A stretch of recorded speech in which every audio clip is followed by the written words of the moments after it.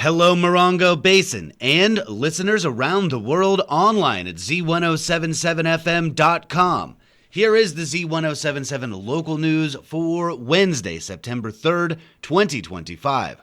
On Sunday at approximately 1 a.m., the Morongo Basin Sheriff's Station responded to a report of a shooting near the Giant Rock Boulder in Landers. According to the Sheriff's Department, shortly before 1 a.m., the victim said he got into a verbal altercation with an unidentified man after stopping near Giant Rock.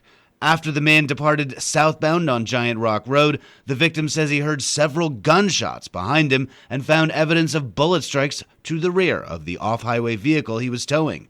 The victim says he believes he was intentionally targeted.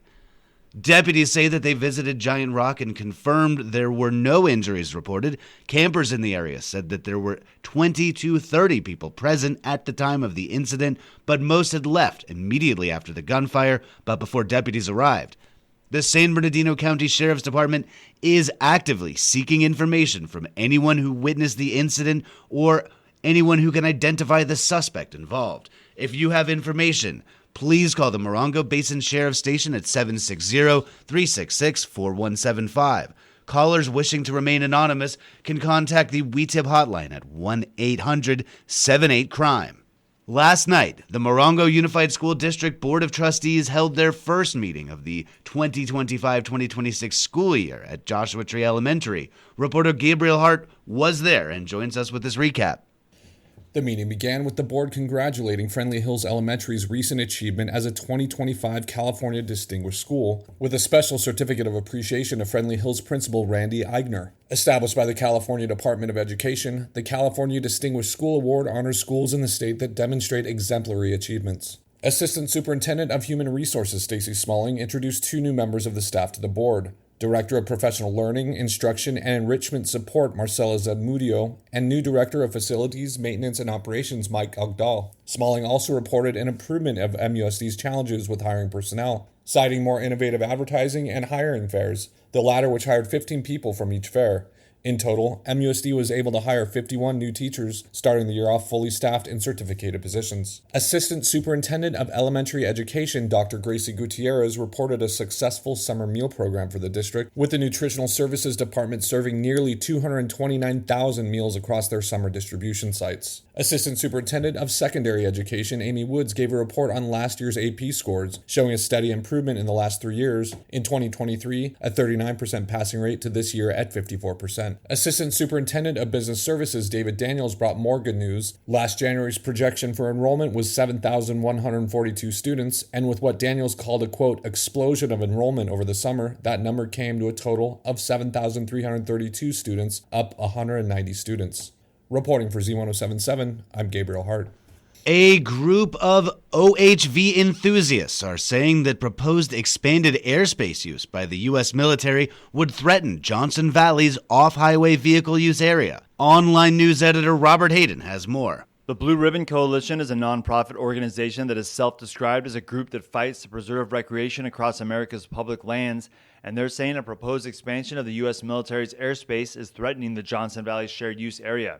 A new special use airspace expansion proposed by the military would effectively take over the airspace of the shared use area, according to the coalition. The surface-to-sky restriction would block civilian helicopters, drones, and other aviation operations in Johnson Valley without prior Marine approval. They say this will directly affect any medevac flights in and out of the OHV area, as well as the King of the Hammers event, which they say will lose viability due to the lack of drones, live coverage, safety monitoring, and chase support. The group says that the Yuma Proving Grounds in Arizona and the White Sands Missile Range in New Mexico have had similar surface-to-sky restricted airspace applied to it, which has effectively eliminated public recreation across vast areas even though the land beneath it appears open.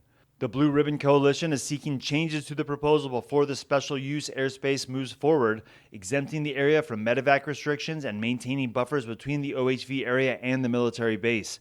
They have a website with their proposed alternatives, and they're asking for the public's feedback before September 15th.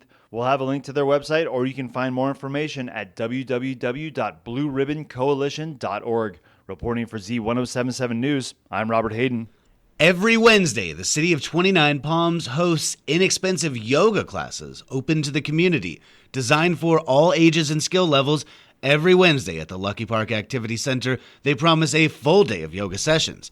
Dula Supindasiri leads classes for seniors, teens, parents, pregnant women, and everyone in between.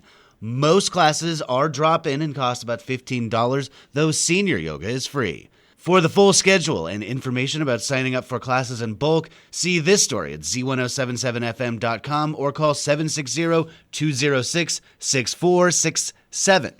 Yucca Valley's high desert artists will be hosting a zine workshop facilitated by local zine publisher and scholar Jillian Sandell this Sunday from 1 p.m. to 3:30 p.m. Reporter Gabriel Hart chatted with Sandell about how she got into the world of underground DIY magazines and what to expect from Sunday's workshop. For those unfamiliar with what a zine is, it's a do-it-yourself hand-folded paper and stapled photocopied magazine with origins from 60s counterculture to its more iconic presence in the 70s, 80s punk underground, to its heyday explosion in the 90s, to the present, where Sandell says zines cross all kinds of cultural bounds and are more popular than ever with the emergence of zine festivals. There's so many zine fests, around the world, but certainly around the area here, LA, San Diego, the Southwest, small zine fests, really big ones like LA or San Francisco. These become a place where people can exchange and trade and buy each other's work, and sometimes they're combined with print fairs, but I do see a lot of excitement and energy around zine making and zine trading and buying and selling in a way that I don't remember maybe 20 years ago. And it could be, just a sort of this interest in material culture, something you can hold in your hand. And there's something very precious about that. Someone's hand held it, they folded it and stapled it, they stitched it together. They went to their local photocopy shop to make it. There is something, the tangible quality of zines is very different from clicking through a blog or a story online or being on Instagram. A voracious collector of zines since the 90s, Sandell says she incorporated zine culture into her curriculum when she was teaching English composition and women and gender studies. 10 years ago, she began making her own zines, most notably the series Nerd, or No Evidence of Recurrence of Disease, that chronicled her health struggles. To date, Sandell has printed over 3,000 copies of her accumulated titles. In her workshop at High Desert Artists, Sandell will review common formats and approaches using examples from her 30-plus year collection of zines. Each participant will learn at least 3 different ways to make a zine that incorporate visual and textual elements. During the workshop, the class will collaborate on a zine which will be printed after the workshop, then mailed to each participant, and Sandell says each person will leave with a minimum of 3 handmade zines and the tools to share and make more. The class is $35 to attend. For a ticket link to secure your place in the workshop, please visit the story at Z107.7fm.com. Reporting for Z107.7, I'm Gabriel Hart. And finally, the 29 Palms High School Lady Cats volleyball team hosted the Lions of Cathedral City last night. The girls fought hard but came up short for the wins. JV lost in 3 sets. Arabella Staggs served up 6 ace serves and put down 3 kills. Chessa Robinson served up 5 aces, 4 assists, and had 1 kill. In varsity action, the Cats lost their first set, 16-25, then found their groove in the next 2 sets, but came up short, losing 25-27 both sets. Sophomore Eva Tilley put down 5 kills, served up 4 aces, and had 2 blocks for the night. Freshman Jada Nelson was big at the net with 4 kills, 1 assist, and served up 4 aces. Senior Violet Graham had 4 kills and 1 ace serve. Sophomore Leilani Stratton and Haley Rodriguez played solid defense and both served up 3 aces. The Lady Cats are now 1-4 in the season. They're traveling tomorrow to West Shores.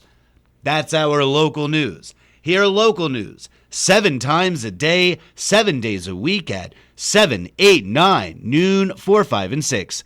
If you hear about news happening, let us know.